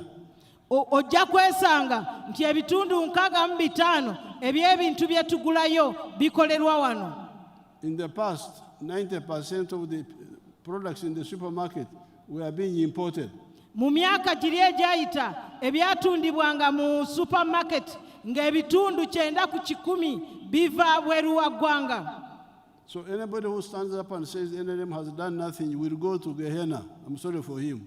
Omuntu yenna eyesimba gyali n'agamba nti NRM terina kyekoze oyo asaana agenda mu Gehenna. Tasaana agenda. Oyo agenda mu Gehenna. He will go. Because God doesn't like hypocrites. Kubanga Katonda tayagala bannanfuusi. Especially Jesus. Naddala Yesu. Had a lot of problem with the Pharisees. Yesu yalina obuzibu n'Abafalisaayo. Who are pretending to be religious but hypocrites. Abaali beefuula bannaddiini ng'ate bannanfuusi. And he said, you are like the grave.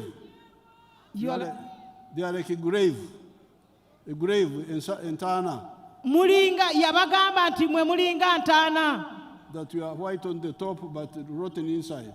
Nti mutukula waggulu wano muli beeru naye nga wansi so mwavunda. With those factories, with all this wealth. Nti n'olwekyo amakolero ago gonna obugagga obwo bwonna. Then you say NRM has done nothing. I'm very sorry for you. Gehenna is waiting for you. Muzeeyi agambye nti gwe bw'olaba ebyo byonna n'ogamba nti NRM tekikoze terina kyekoze akusaasira kubanga geyeena ekulindiridde.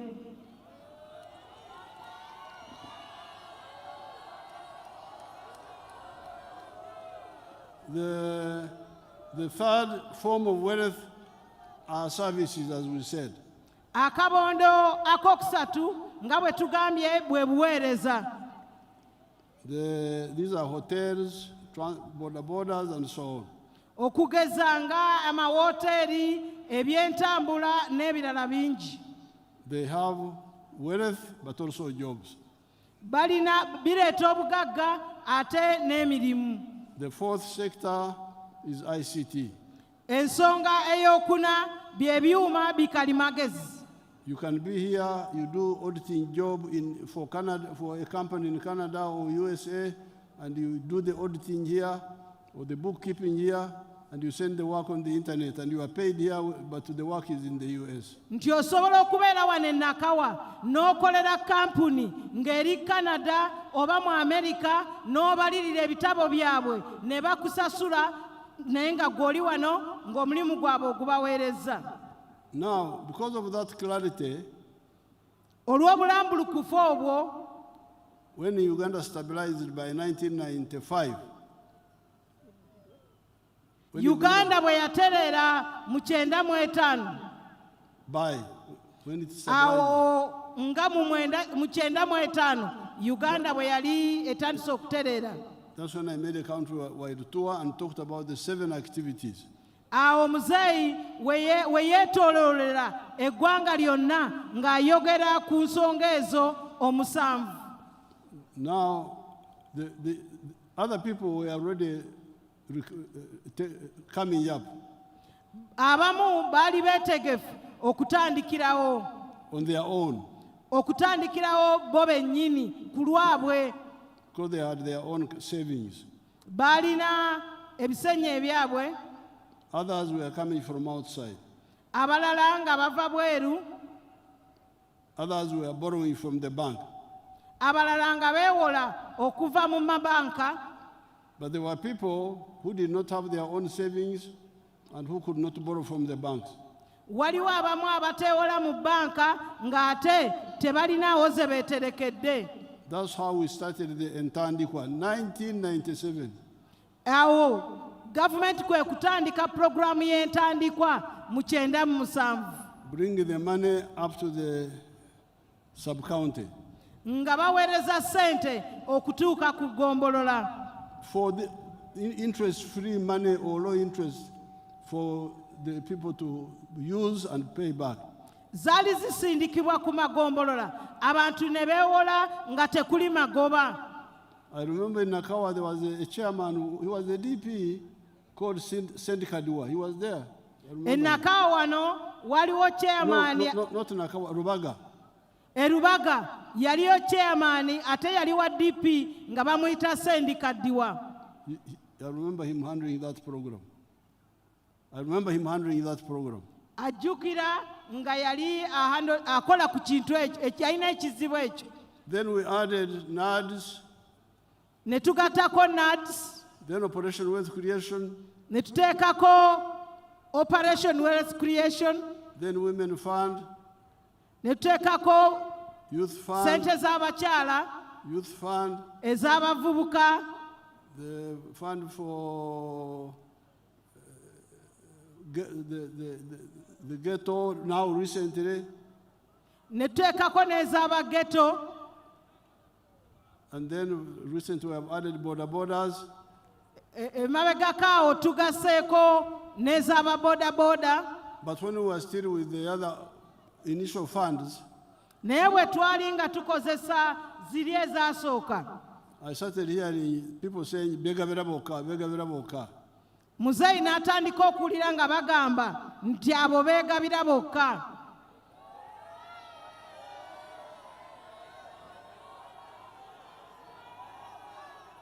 So then, but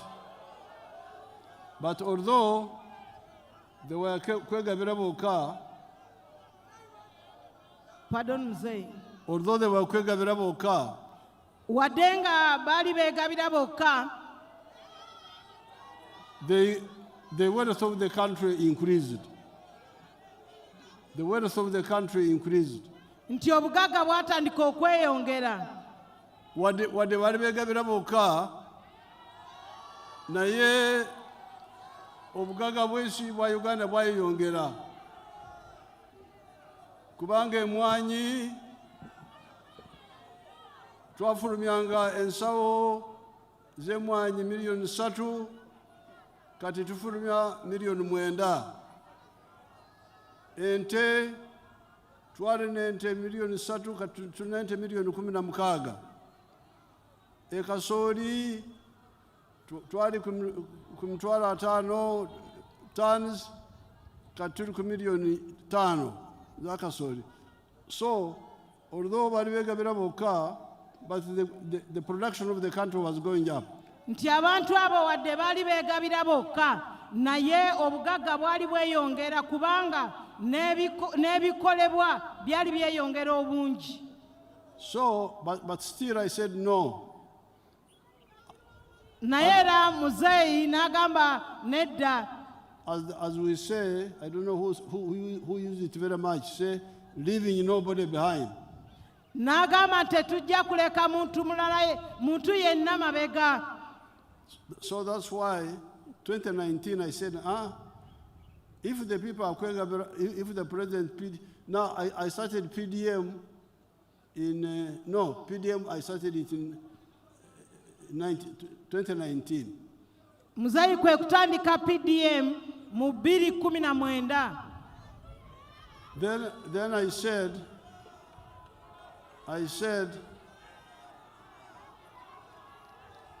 that if they kwegabira bokka,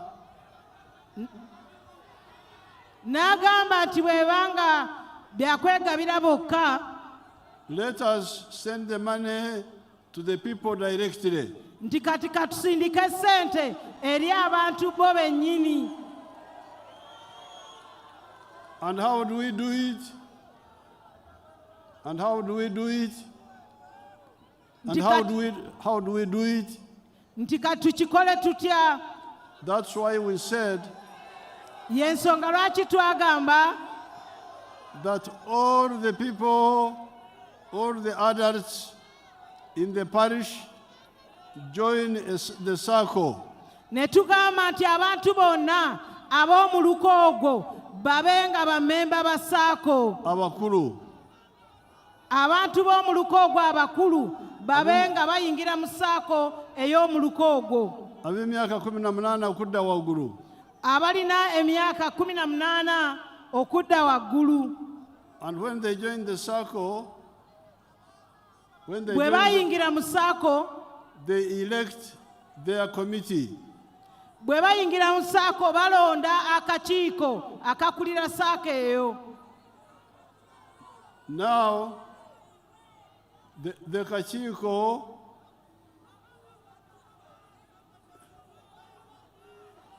kale gwe muwala w'omu maaso jangu wano, ono w'omu maaso ono bamugulire ono. Ono, this one here. No, omuwala naye, omuwala, ono omuwala ow'enviiri ennungi, akawala ako. That one there, that one. Open for her. Open for her, you fellows.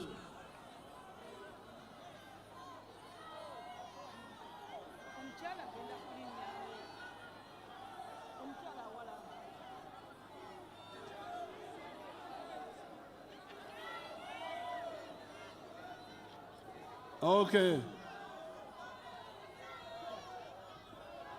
Kale mugula omusango. Kati omusango guli mu kooti. Okay. Oweekitiibwa Pulezidenti, omulwanyi Father of Nation, sebo tusanze okulaba. Weebale kutereeza mirembe abavubuka bano boolaba mweyagalira.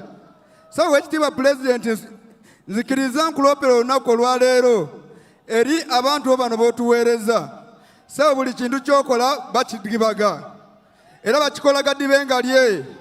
Sebo weekitiibwa pulezidenti erinnya nze Hamani Kavuma zize ebbanga ng'ondaba mu maaso go nga nkulaajanira ku mbeera ey'amataba n'abasuubuzi engeri gye bayisibwamu.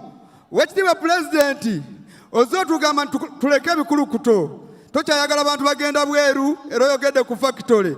Weekitiibwa pulezidenti abantu abaafiirwa ebintu byabwe mu mataba wane e Kampala nga bakuwa omusolo, naye abantu bano bebajja eno bakusuusuuta busuutuuzi tebakubulya kituufu. Weekitiibwa pulezidenti ebizimbe 16 ebirimu abantu babawi b'omusolo ate nga tebafuna ssente za PDM baafiirwa ebintu byabwe na kaakati bali mu kukaaba. Weekitiibwa pulezidenti abantu abo boowulira ne lipooti z'abaana baabwe tebaazizzayo ku masomero gye basomera olw'ensonga tebaayina ssente. Weekitiibwa pulezidenti watusuubiza era n'otugamba ogenda tusumbuusaayo okuva amazzi we gaatukuba ng'ennaku z'omwezi 3 ogw'Oktoba omwaka oguwedde na kaakati tetufunanga kintu kyonna, abantu bali eri bakaaba. Weekitiibwa pulezidenti nzikiriza neebaze madamu Kiconco n'omukulu Kabanda akulira futa. Sebo weekitiibwa pulezidenti wetwajja ekisozi watugamba nti tufayiringa empapula ne tuzifayiringa na kaakati tetufunanga bwenkanya. Weekitiibwa pulezidenti embeera gy'olaba mu Kampala abantu bangi baagadde otukozesa. Kati omuvubuka esente sawa zigenda kutukwata, kati kyokola jangu esimu yo giweereza abantu bange ngenda kukubira ontegeeze bulungi. Weekitiibwa pulezidenti neeyanziza naye nzikiriza abantu bano bangi bali abalonzi be bali eri bakaaba. Ngenda kukubira esimu onyonyole bulungi emusibiwulira bulungi. Genda obaweereza esimu yo giweereza ono PPS. Genda giweereze PPS kubanga ebimusi biwulidde bulungi. PPS iko wapi? Okay. Ono ayogera ku bya abadde ayogera ku bintu bingi. He was talking about many things. Abadde ayogera ku bintu bingi naye okusingira ddala amataba agatawanya ekibuga Kampala, the floods in Kampala. Kale agenda kunyonyola badde njagala tumale ekya PDM. Tweyanziza nnyo taata amanya n'eddoboozi Nakaterukiya nga nze n'abakyala nkoleramu owino essaawa zino neeyanziza nnyo taata neeyanzeege okuba ng'osobodde okumpita n'enzija Kazindaalo. Ebbanga lyonna taata tukuwagira, tuzze tukuwagira naye abantu boolaba abo balina ebibanyiga. Ate abantu abasobola okwogera ebibanyiga tebabaganya kutuusaako bintu biba bibaluma. Kati essaawa zino endyoga gyagenda mu bantu ababale, abantu abasinga mu butale nga tebagiina. Essaawa zino babadde bawulira katale looni tebannabakola ki kuzifuna. Sebo taata nzikiriza njogereko ne ku nsonga ya 7 Hill. Abantu abo boolaba bakozi nnyo naye ssente ze bafuna ntono abantu ba 7 Hill. Sebo taata nenkusaba ku bantu abakozebwa mataba era ffe bamu abakozebwa abali kakiiko abajja ekisozi n'abantu bajula tutuga mu bulago kubanga bamanyi nti Kabanda ye yakulemberamu abantu abo balowooza nti oba ssente yazijjayo n'azirya pulezidenti w'abasuubuzi era yatutembeeta gwe tutambula naye. Sebo taata abantu beetaaga bategeere amazima n'obwenkanya. Kale ngenda kwogera naawe ku makya. Come.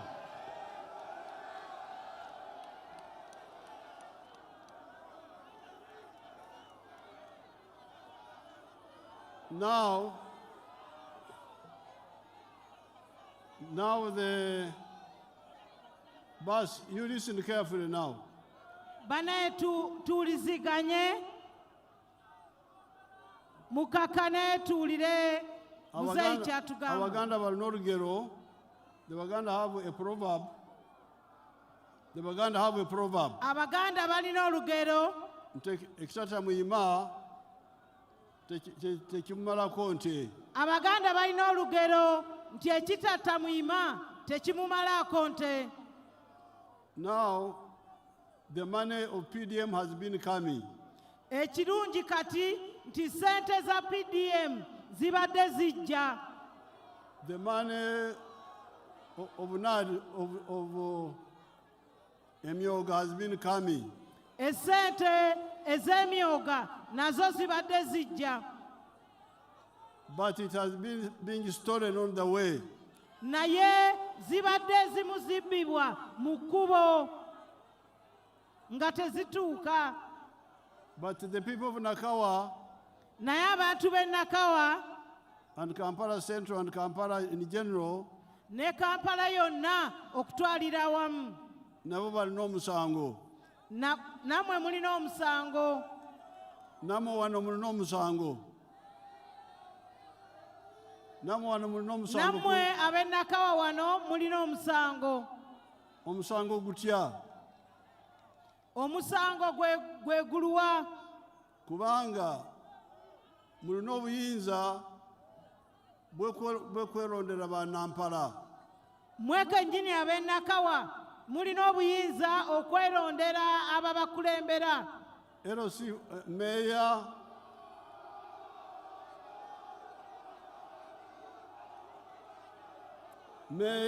mulina obuyinza okulonda meya, member of parliament or constituency, mulina obuyinza okulonda ababaka aba constituency abagenda mu parliament, member of parliament omukyala, mwe kennyini mwe mulonda omubaka omukyala. Abo bonna mwalonda ba opposition. Abo bonna mwalonda abawakanya government. Now they don't follow your things. Abo tebasobola kulondoola bintu byammwe. They don't. Abo tebalondoola bintu byammwe. Now I send the money, it is stolen. Muzeyi n'aweereza sente ne zibbibwa. Yes, I can check also. Naye kennyini muzeeyi asobola okubitunuulira, okulondoola. But it would be better if you had the Nyampara yourselves, your own person. Kiba kirungi nti abantu abo bennyini be mulonze nga be balondoola. Now, as I prepare to solve the problems you are talking about, kati nga bwe yeteekateeka okugonjoola ekizibu kye mwogerako, because there are many.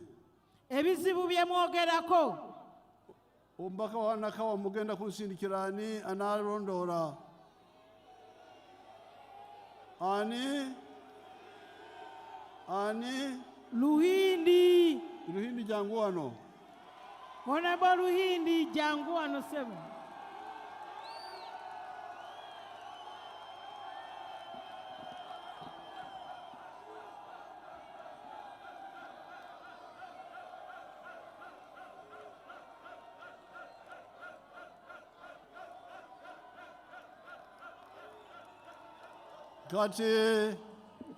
Kati kubanga Luhindi candidate wange mulagidde n'obululu tebunatuuka, mwabavubuka mwena abalina okwemulugunya abasinkane mumunyonyere, kubanga ze sirina budde okuwuliriza ensonga zonna.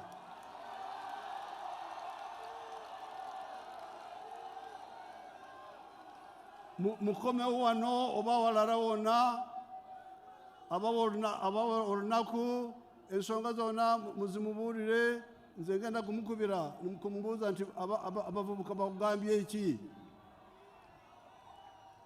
mubakwasiza. ate omubaka omukyala munalondani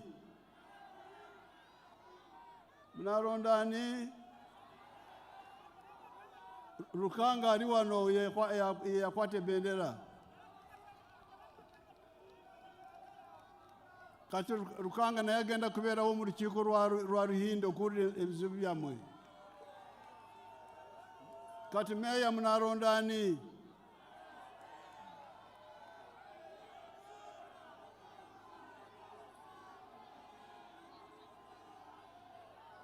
so kati mbakwasiza abantu bano bagenda ono mwala ani Muzeyi waliwo ne owa Nakawa West ne Lord Mayor ne Mayor owa division ya Nakawa mchala zawedde ne Honorable Anderson Bulola ne mukulu Kizito. Kale kati ensonga zonna nzikwasiza bano naye ngenda kwogera na bali abaana abampadde essimu. Mwebale nnyo, mwebale ddala.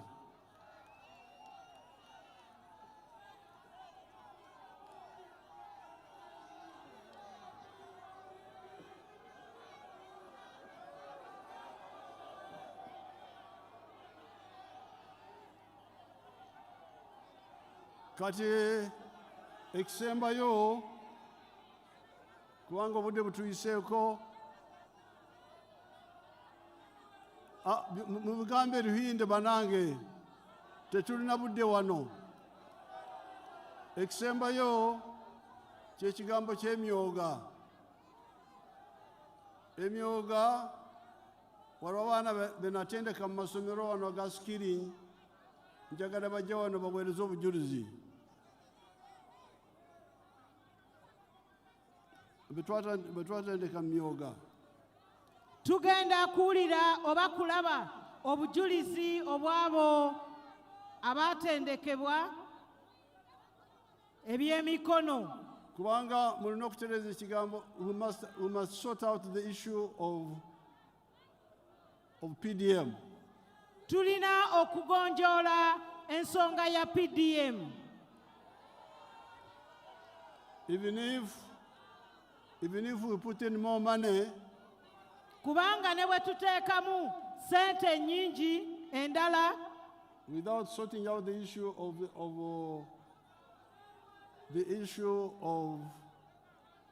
PDM procedures, nga tetukonjodde, nga tetulongoosezza ngeri gyetambuzibwamu, the money will be wasted. Sente ezo zijja kuba zoonoonebwa. And therefore we can put more money. N'olwekyo tugenda okuteekamu sente endala. Some people are even talking of having a separate fund for the youth. Nga balina okuzaawula ez'abavubuka nga ziri zokka.